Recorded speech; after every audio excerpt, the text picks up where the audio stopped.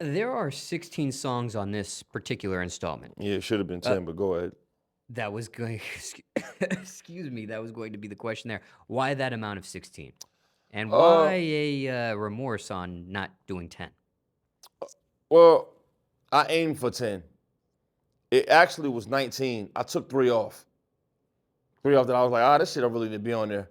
Um, I like to aim for 10, and then as I got the 10 goal, I then start to tell the story and feel like a skit is on there, by the way. There's a skit with me outside in Philly. I thought that was dope because a lot of people always talk about I'm outside. But I was really outside on the block in Philly with Freeway and Gillie.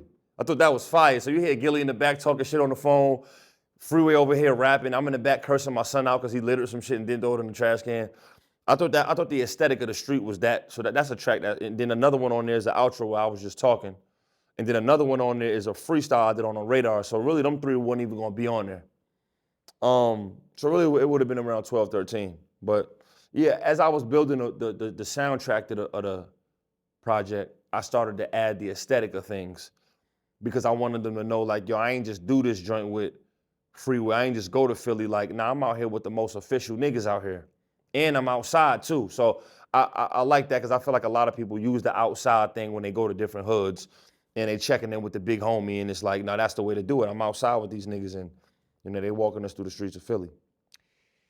Now, how many tracks did you have originally to choose from before you whittled it down to the final 16? Yeah, it was 19. Oh, okay. Yeah, I had 19 on there. There's three on there.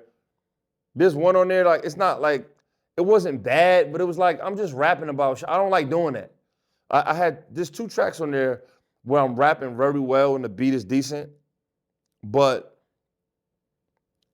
I was just like, nah, this shit. Know what I mean? And then I also thought about the deluxe. Then go back to the album. So what I'm gonna do is I'm gonna take them two bullshit ass songs and I'm gonna throw them on the deluxe. Cause you know, as artists, we feel like, oh, all your shit hot. No, it's not, nigga. And then these shits are skippers. And then I also, you gotta leave room for the deluxe. You know what I mean? Re-put it out. That's a good mark. Every album, to me, if you want to remarket it and have people restream your project, should have a deluxe album. It's very, very good for streaming. Super, super good. All you gotta do is take that same artwork, change the color a little bit, throw a deluxe tag on there, put that motherfucker out, and it's gonna stream again. Now, what's your opinion on the release of of the deluxe? There are some artists that release the deluxe the same week that they release the original. There are some that wait a week or two. There's some that wait a couple of months, maybe longer than that. What's your opinion on the release, the timing of the deluxe release? Just playing. I don't care if you do it a week later, a month later, or 3 weeks later. Make it if a deluxe is a part of your marketing plan and you have it in place, just do it. I think the deluxe should be playing prior or right when the album comes out. You should know. So I don't care when. I think there's no bad time to do it. It does re-put the album back in the algorithm on the DSPs toward your fans. And sometimes you gotta think. Let's say a nigga was locked up or going through some. Say a nigga was going through some real shit with his baby moms that like your music.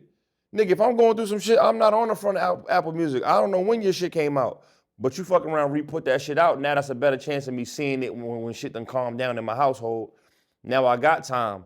So I mean, you might have dropped it around the first of the month. Nigga, I'm struggling right now. I just paid rent. I don't give a fuck about hip hop. You drop another joint around the 20th or the 15th when niggas are more comfortable in the hood. Might turn your shit on, nigga. You know what I'm saying? But for you, how has it been throughout the years? Has it always been the same week, a couple weeks after, a couple months after? Now I wait about a month.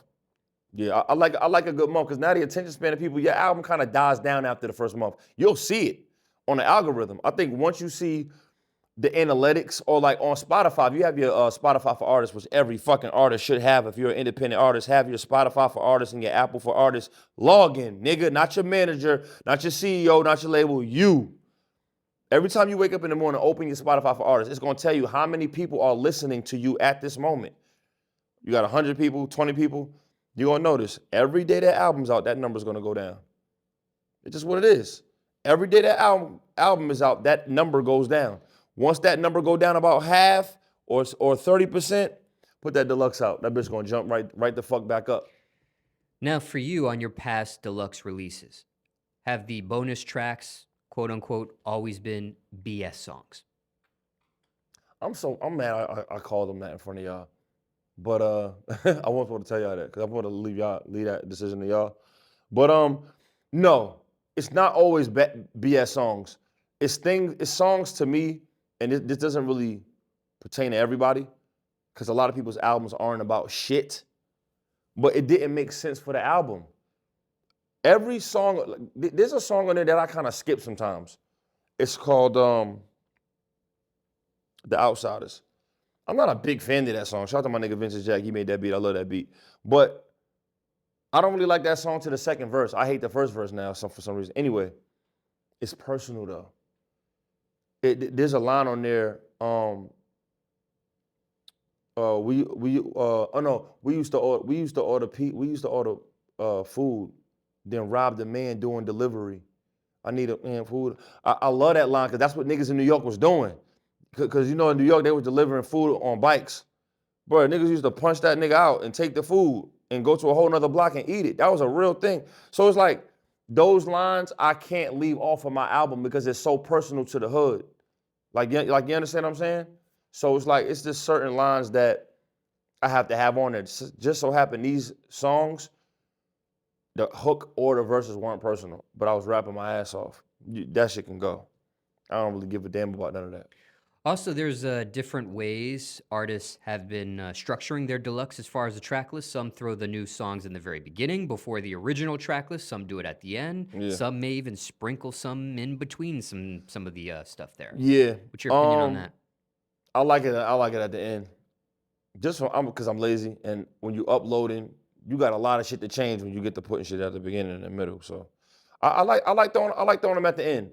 Don't switch up the album too much because a lot of songs are supposed to go before and after certain songs. So now, if you are gonna do the beginning, I'm not mad at the beginning because now that also repopulates those songs and forces people to play it as they riding through it. If you put it at the end, they'll never accidentally replay it. Say they don't like those two songs. That song might never get the light of day again. You put it at the beginning, they have to run the album from the beginning if it's their first. But the only reason why I don't want to do that is if I didn't aim to start the album like this, I don't want somebody who just heard the album for the first time to play that as the intro. Because this is not the intro.